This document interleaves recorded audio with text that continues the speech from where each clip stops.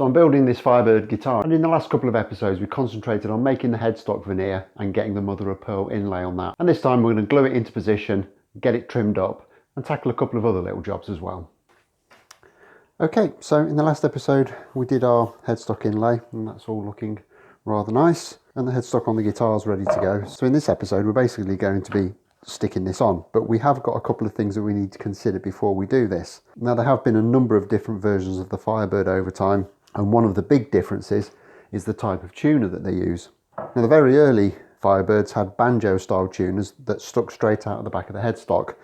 These were later replaced with more traditional tuners that had the tuning keys at the bottom edge there. Now, for me, there's a couple of issues with the banjo tuning keys. Firstly, they are hideously expensive. The ones I've seen available are about £175 for the set. The second issue I have with them is that they're also just plain hideous. I don't actually like the look of them. I much prefer the look of the headstock with the tuning keys sticking out the bottom. However, with the banjo tuning keys, there is another slight difference to the headstock, in so much as there's areas of the headstock which are actually profiled with like a half round profile that cuts its way in. Now, I actually quite like that. However, with the traditional tuning keys, there simply isn't enough space to have that detail and the posts and the bushings in the correct place. Visually, it just wouldn't look right. There wouldn't be enough of a margin along this area of the neck, which is a bit of a shame because I would have liked to have done that. But for me, that's not a compromise I'm willing to make, because the only way we can realistically do that is if we have the hideous tuners. So I'm just going to have to go with the look of the tuners that I really like and live with the headstock shape. However, I think with this wenge on the headstock, it's actually going to look very nice indeed. So I'm sure it'll all work out fine.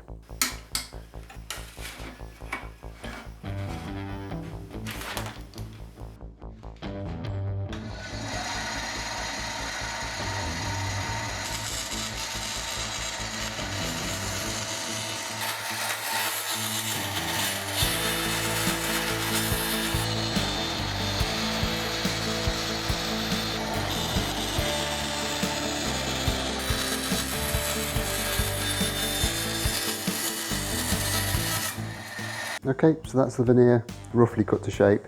I haven't really got the right bandsaw blade on to be kind of really fine tuning this one. So what I'm going to do is I'm going to just clamp this into position temporarily. And we're going to mark out the back of this with some pencil.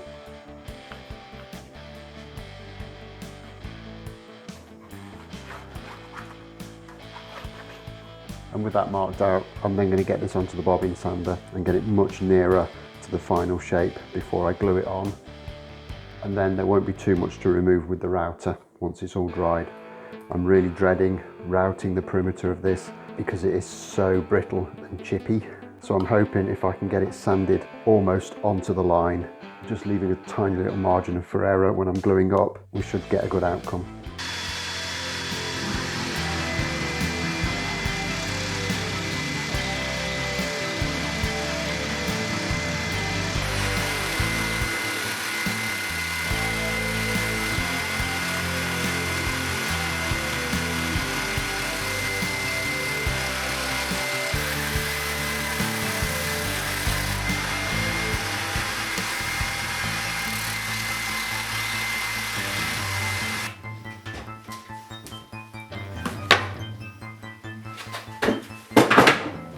Okay, and with that all prepared now, there's only really one thing left to do, and that's to bang some glue on here and get it glued up.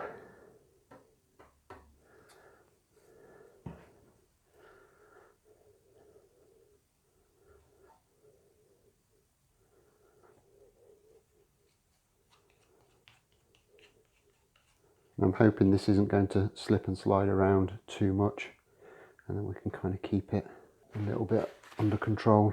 I'll be able to feel if it's out of position or not. Just use the template as a clamping call.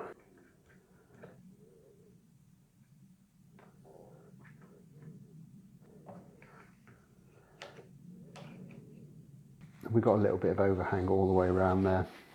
And just carry on and clamp it down all the way around. Okay, so we just need to leave this to dry now for probably an hour or so. And while that's happening, I think it's about time we start to pay attention to that side build and get the ukulele underway. So the first step in the process is to get myself a set of drawings to work from. Now, as we've seen before, I've already got the scale drawing of the body. This did come as part of a much larger plan, and it has got the headstock as well as part of that, but I don't really have the facility to print this thing out at full size. Now, the scale length on this is about 17 inches. And as we can see, if I go from the bridge, there's a little bit of a gap to the nut. That doesn't really matter because technically all that's happening is there's a couple of straight lines joining the two together.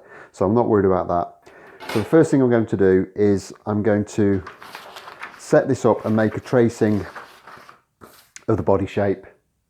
I will then take a measurement from where I want the bridge to be, 17 inches, which will give me my knot line, and then I can use that to position this bit of the drawing so I can trace out the headstock shape and everything else. So we'll get this set up and get tracing out.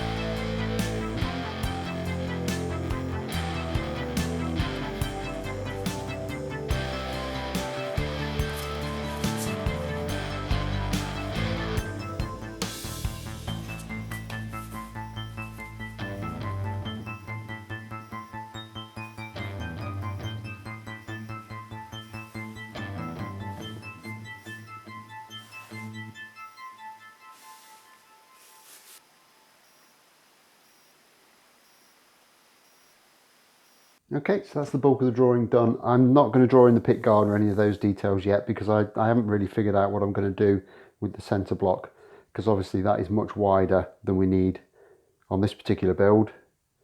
So I might thin that down a bit, or I might not. I don't know. I'll see how that goes. But from this master drawing, I now have something that I can kind of get some templates developed from and everything. So that's quite a good bit of work done. So we can get this to one side now. The glue will be dry on that headstock and we can see how we've done on that. Okay, so this has had a couple of hours actually now to dry, so it should be good and ready. So we'll just get these clamps off.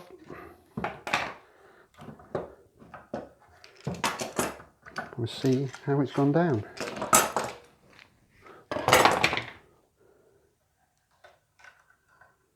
I think that's looking quite nice. So there's still quite a lot of excess on here, and that would be more than I'd want to kind of route off and be comfortable about it. So I'm just going to grab one of these carving files and I'm just going to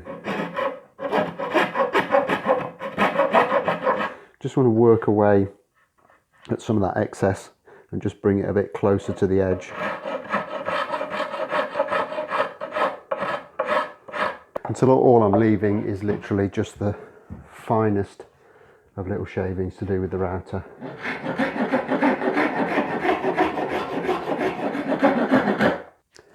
And as you can see here, that is kind of trimmed down virtually flush with the edge. So I'll just get the router on this with a flush trim bit and we'll get it cleaned up.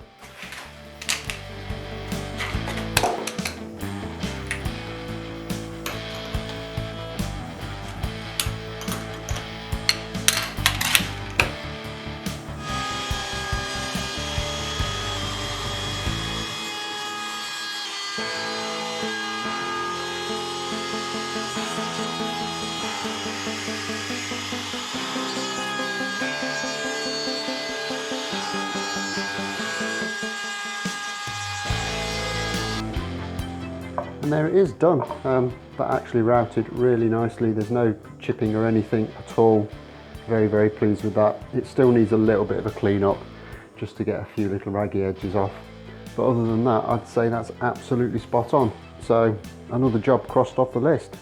So with this done, and while I wait for my tuners to turn up, we can actually focus our attention back on the other end of the body and start doing some jobs down there. However, that's going to be for the next episode. So join me back again in a couple of days' time when we'll make a start on that. But until then, like if you've liked, subscribe if you haven't already done so, and I'll look forward to seeing you soon. Thanks a lot for watching. Bye bye.